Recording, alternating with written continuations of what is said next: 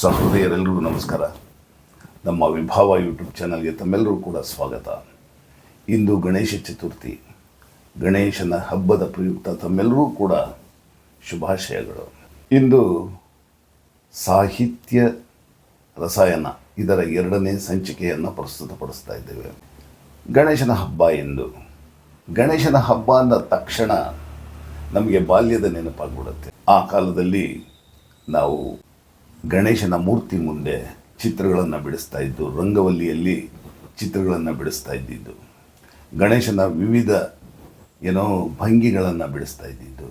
ಅದಕ್ಕೆ ರಂಗಿಗಾಗಿ ಅಂದರೆ colour ಬಣ್ಣಗಳೇನಿದೆ, chalk piece, ವಿಧ ವಿಧ ಬಣ್ಣಗಳಲ್ಲಿ ಚಾಕ್ ಪೀಸ್ಗಳು ಬರ್ತಾಯಿತ್ತು. ಅಂದರೆ ಸೀಮೆ ಸುಣ್ಣ ಅಂತ ಕನ್ನಡದಲ್ಲಿ ಹೇಳ್ತಾರೆ.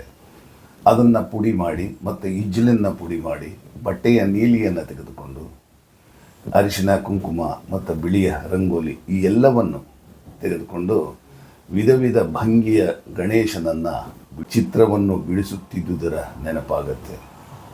ಹಾಗೆ ಜೇಡಿ ಮಣ್ಣನ್ನು ಸಂಗ್ರಹ ಮಾಡಿ ಗಣೇಶ ಮೂರ್ತಿಯನ್ನು ತಯಾರು ಮಾಡುವಂತಹ ಒಂದು ಪ್ರಯತ್ನವನ್ನು ಮಾಡ್ತಿದ್ದುದರ ನೆನಪಾಗುತ್ತೆ. ಈ ಒಂದು ನೆನಪು ಒಂತರಹ ಸ್ಫೂರ್ತಿ ಕೊಟ್ಟು ನನಗೆ ಇಂದಿನ ಕಾರ್ಯಕ್ರಮ ಏನಿದೆ, ಸಾಹಿತ್ಯ ರಸಾಯನ, ಈ ಒಂದು ಕಾರ್ಯಕ್ರಮದಲ್ಲಿ ಗಣಪನ ಬಗ್ಗೆ ಬರೆಯೋದಕ್ಕೆ ಸ್ಫೂರ್ತಿ ಸಿಕ್ತು ಅಂತ ನಾನು ಹೇಳ್ಬೋದು.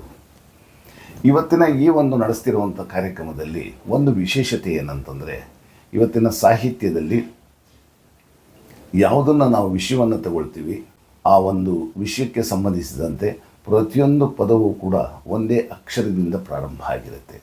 ಅದು ಇಂದಿನ ವಿಶೇಷ. ಅದನ್ನು ನಾನು ಈಗ ತಾನೇ ಬೆಳಿಗ್ಗೆ ಬರೆದೇ ಓದ್ತೇನೆ.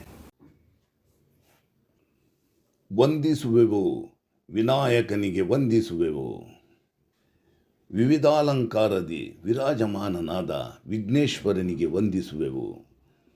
ವೈವಿಧ್ಯ ವಾದ್ಯ ಸಂಗೀತದಿಂದ, ವಿವಿಧ ವರ್ಣಿತ ವಚನ ವಾಕ್ಯಗಳಿಂದ, ವಿವಿಧ ವಂದನಾ ಮಾಲೆಗಳಿಂದ ವಿಜೃಂಭಿಸುವ ವರಸಿದ್ಧಿ ವಿನಾಯಕನಿಗೆ ವಂದಿಸುವೆವು. ವಿಚ್ಛಿದ್ರಕಾರಕ, ವಿಷ ವಿಕೋಪ ವಿಘ್ನಗಳ ವಿನಾಶಕ ವಕ್ರತುಂಡ ಮಹಾಕಾಯನಿಗೆ ವಂದಿಸುವೆವು. ವಿಷಕಂಠತನಯನಿಗೆ, ವಿದ್ಯಾಧರನಿಗೆ ವಿನಯ ವಿನಮ್ರತೆ ವಿನೀತಿ ವಿರಕ್ತಿ ಭಕ್ತಿಯಿಂದ ವಂದಿಸುವೆವು.